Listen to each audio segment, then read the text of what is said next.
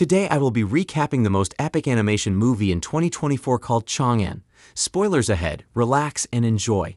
When the Tubo's army waged war against the Tang dynasty in the first year of Emperor Daizong's reign, they left everywhere in chaos, even the Lushan's borders. The soldiers of Tang never saw this coming, not even Gao Shi, the governor of the Sichuan command. Just when they thought they had defeated the Tubos at the Yushan fort, Gao Shi notices another troop of soldiers advancing towards them. He warns his men to stop the war and find refuge in Lushu Pass as soon as possible. After arriving at Lushu Pass, Gao Shi learns that the Tubos have surrounded Chang'an, and the emperor already fled the capital with his court. Gao Shi is confused on what to do, but he must follow the orders of the emperor to defend Chang'an from the Tubos and chase them away. This is when Gao Shi decides to interrogate a Tubo prisoner whom the soldiers captured at Yushan. However, a soldier dashes in to inform Gao Shi of the presence of Chang, the military inspector sent by the emperor. Gao Shi instructs his servant to receive him, while he interrogates the captive from Tubo. Instead of querying the prisoner, Gao Shi requests that the captive be tied in the cold, and then he attempts to kill himself for failing to protect Chang'an. Inspector Chang finally arrives, and of course, Gao Shi prepares his mind to be executed. But Chang surprises him with a series of questions. The emperor wants to know his connection with Lei Bai, an old friend whom he sought to kill 5 years ago. This is when Gao Shi reveals his strong friendship with Lei Bai, which started after the loss of his royal parents at an early age. Firstly, Gao Shi talks about his formidable grandfather, who served Emperor Zong as the Northeast commander. His grandfather played a huge role in conquering 2 kingdoms, and when he died, he was buried next to Emperor Zong. His father Gao Shun wanted him to be like his grandfather, so he placed a young Gao Shi to learn martial arts at the age of 7, and also made Gao Shi to go to school so he can learn how to read and write. Gao Shi as a teenager became so good at martial arts that he even defeated his father at training. But unfortunately, when Gao Shi clocked 16, his father passed away from a deadly sickness which made him an orphan because he lost his mother at birth. He was left with nothing but his martial skills. Gao Shi realizes that his father wasted everything his grandfather left behind, so he decides to travel to Chang'an just to restore his family's name and become an important official in court. However, the journey doesn't seem to be easy, and he runs out of food and money on the way. Fortunately, Gao Shi meets Lei Bai, the young son of a wealthy merchant who accuses him of stealing a horse on the way. A fight between both of them ensues, but Lei Bai realizes that Gao Shi's martial arts skills is too good for him to be a thief. He stops the fight right away to listen to Gao Shi's explanation, who clears out that he's not the thief, but instead, he saw the thieves pass him by with horses. Lei Bai runs off with Gao Shi's horse to catch the real thieves, only to almost get killed by the second thief.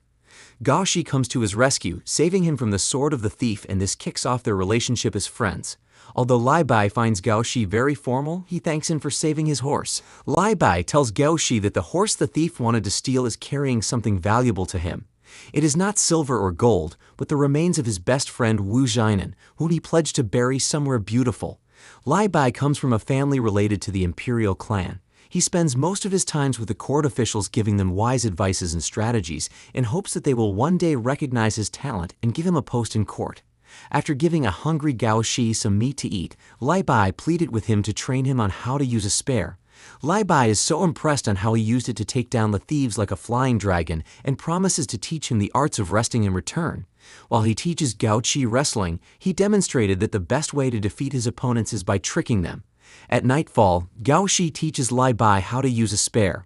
Without wasting time, Lei Bai buries the remains of his friend and offers homage in his honor. This is when Gao Shi discovers the carefree yet emotional side of Lei Bai.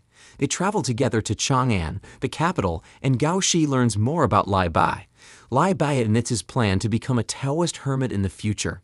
Gao Shi attempts to discourage him from this hard decision, but the moment Lei Bai tells him of a quick shortcut to getting an official rank, he becomes happy. This shortcut, which is called passing the scroll, allows men of humble birth to write their best poems and become officials whenever a prominent official recommends them. A quick snap to present, the Tubo captive is still outside in the cold, and when he is about to breathe his last, 2 soldiers release him from the chains. They reveal their stance as supporters of the Tubos, telling the captive that Yan Wu, the new governor, will replace Gao Shi in 2 days and that the Tubos must conquer Chang'an as soon as possible. Gao Shi is yet to finish his story, so let's see whether Lei Bai deserved death at his hands or not. The two find their way to the house of a prominent official, only for Lei Bai to be rejected because he is the son of a wealthy merchant, which is no different from the lowest class in the capital.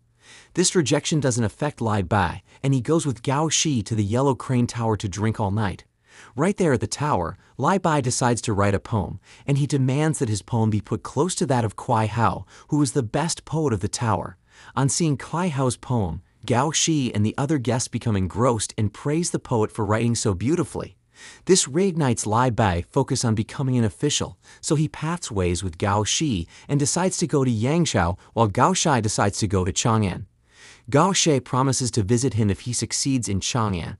As soon as he steps into Chang'an, Gao Shi discovers that his family's name has gone down the drain.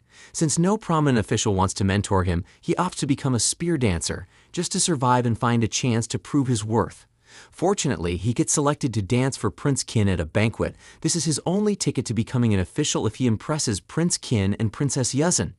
Gao Shi puts his best into this dance and even surprises everybody with a battle technique while dancing. However, Princess Yuzhen is not impressed with his dance because it looks a bit scary to watch. Gao Shi hides in a room and sulks about losing his chance, but he meets Young Du-Fu, a friend of Prince Qin, who reveals that Princess Yuzhen is only a fan of dance and music.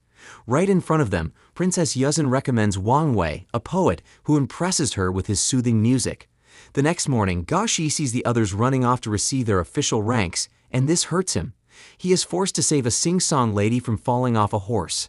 They recognize each other from performing at the banquet. But Gao Shi is shocked when he learns that Lai-Bai's poems are all over Chang'an just a year after their separation. At once, Gao Shi leaves Chang'an to Yangzhou to see his old friend Lai Bai, who is now famous. On getting to Yangzhou, he finds Lai Bai and is forced to accompany him to steal a beautiful maiden from a banquet. They escape on a boat, but their happiness ceases the moment some men sail behind them, searching for the maiden. Lai Bai, Gao Shi, and Pei Shi are no match for the men, and the maiden is taken away from them forcefully. This pains Lai Bai, but the maiden offers to dance one last time for him. In appreciation, Lai Bai offers her all the money on him and in addition his precious jade ring. Gao Shi wonders what happened to Lai Bai's ambition to serve as an official after seeing his old friend living a wasteful life on wine and women. But Pei Shi, Lai Bai's follower, thinks otherwise, claiming Lai Bai is doing well as a renowned poet. Gao Shi is not satisfied with this, so he challenges Pei Shi to a fight. Surprisingly, Pei Shi defeats Gao Shi, revealing her identity as a woman and the daughter of General Pei, who is a great swordsman, yet reduced to a mere sword dancer. Pei Shi discloses to them that she is the only inheritor of her father's swordsmanship, yet she is a woman. Gao Shi feels ashamed at this defeat, and he opts to go to Shangqiu to train and regain his skills. Although Lai Bai wishes he stay behind in Yangzhou and enjoy the night, Gao Shi's mind is already made up. The animation switches the scene to show a soldier reporting the presence of the Tubos in Lushi Pass, which means the fort will be destroyed in the next 6 hours if no action is taken. But Gao Shi seems to have a plan, so he tells Inspector Chang to relax and listen to the rest of his story. Well, let's see what made him a governor. In Shangqiu, Gao Shi trains his strength and his reading ability improves as well, as a village student tutors him. One day, the villagers bring a man to Gao Shi, claiming they found him gallivanting around the temple, only for Gao Shi to see his old friend Lai Bai. Both of them are so happy to see each other, but Lai Bai announces his current condition ever since he left Yangzhou. He fell sick in Yangzhou after his brothers denied him a share of their late father's property, making him an outcast, and now he is getting married to Chancellor Xu's daughter. However, Lai Bai doesn't seem happy about his marriage because he wants to join his wife's family and live with them. Gao Shi opposes this idea, forcing Lai Bai to seek advice from Mian Horan, his friend in Xiangyang. Unfortunately, when they reach Xiangyang, they discover that Mian Horan is on his way to Yangzhou to look for Lai Bai.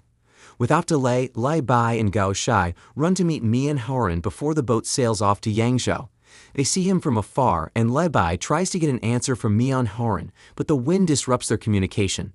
Through the use of his writing skills, Lai Bai sends his message across to Mian Horan, who sends back a negative reply. Since nobody is supporting his plan to join his bride's family, Lai Bai drags Gao Shi to the Yellow Crane Tower to compete against Kuai Hao's poem again. But this time, Gao Shi part ways with him and joins the army. A little spoiler for you, this is not what brought Gao Shi to what he is today.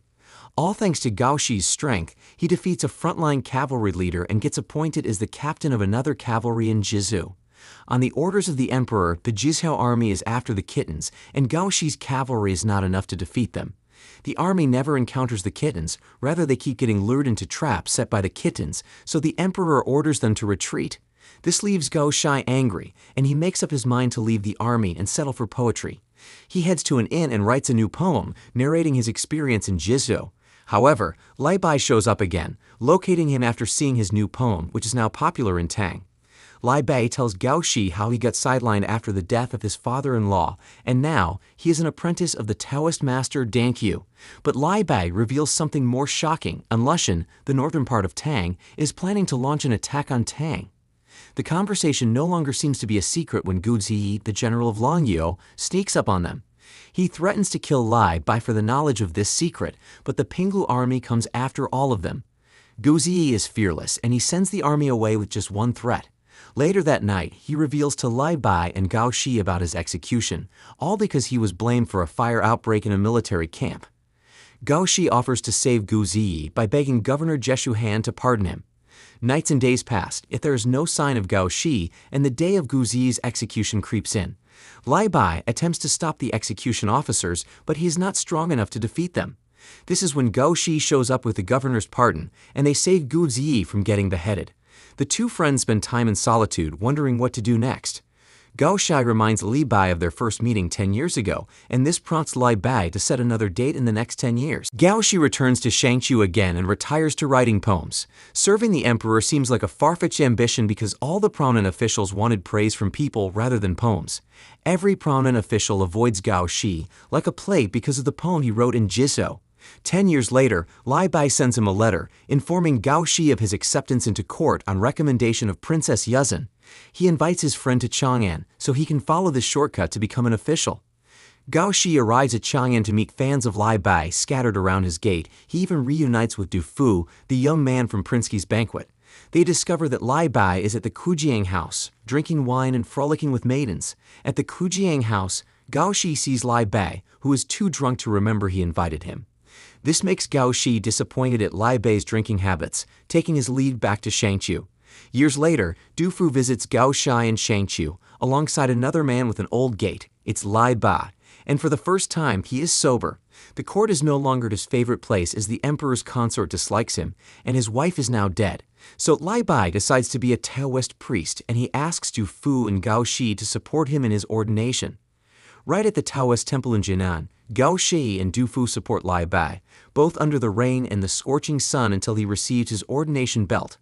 They celebrate this achievement with a feast of drinking wine until dawn, but Gao Shi opts to leave for Longyou and serve Governor Jeshu Han as a military secretary. It hurts Lai Bai to see his friend leave, so he challenges him to a wrestling duel. Gao Shi accepts to wrestle with Lai Bai, and just like the old times, he wins. In Longyou, Gao Shi serves the governor as a secretary in the war against the Tubos. Despite 30,000 soldiers controlled by Geshu, the Tubos kept them locked in the stone fort for a year. Gao Shi continues his job as a secretary, and he sees Li Bai again in Xangyang, where he hears the news of his new wife and fame. Moreover, Tang is falling apart, and many generals start to envy the throne. Now there is division in the country as Ian Lushan has defected from Tang. Even Jeshu Han becomes paralyzed during battle, but he refuses to become a traitor like the other defectors. There is no one to succeed him, so he opts to kill the traitors one after the other. He begs Gao Shi to escape and tell the emperor of the traitors in Tang. When Gao Shi enters Chang'an, he sees the city in complete chaos, making him chased after the court that has flooded the capital. 6 months later, Tang changes for good when Emperor Daizong assumes the throne, and Gao Shi becomes the governor of Sichuan Command. However, trouble looms again as Prince Yang, the son of Emperor Xuanxing, plans to rebel against Gao Shi and take control of the Sichuan Command. To achieve this, he begins to gather allies, both generals, royals, and poets. You guessed right. Li Bai is an ally of Prince Yang, and he dedicates 11 poems to the prince, praising his victorious spirit. Luckily, Gao Shi manages to execute Prince Yang, and all of his allies face execution for committing treason. Even Lai Bai is not excluded from this death row, despite his claims of innocence. Lai Bai's wife offers to retire to Mount Lu and live in solitude, but Gao Shi locks Li Bai in prison, refusing to release him out of fear that negative rumors of their friendship will spread. This brings the consistent intervention of Gu Ziyi, who intercedes to the emperor on Lai Bai's behalf. Inspector Chang believes that Gu Ziyi's intervention is the reason behind Gao Shi's anger against him. In case you've forgotten, Gao Shi had something up his sleeves, and maybe this is the perfect time to reveal it. Gao Xia is not injured as you thought, and the bloodstain on his neck was only a ploy to delay time, get all troops of the Tubos closer to the walls of Lushui, and then defeat them.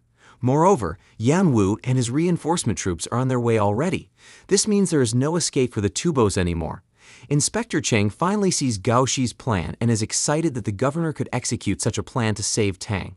After the intense war, Gao Xi is demoted and set to leave Lushui, only to hear the good news that the emperor granted an amnesty to release Lai Bai from exile.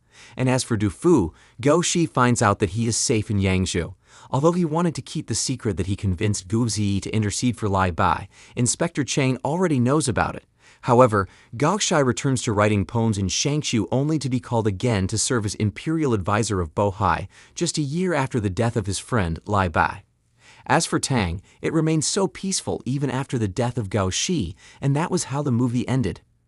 Thank you for watching, guys. If you love animation movies, please subscribe to this channel and keep watching. Bye.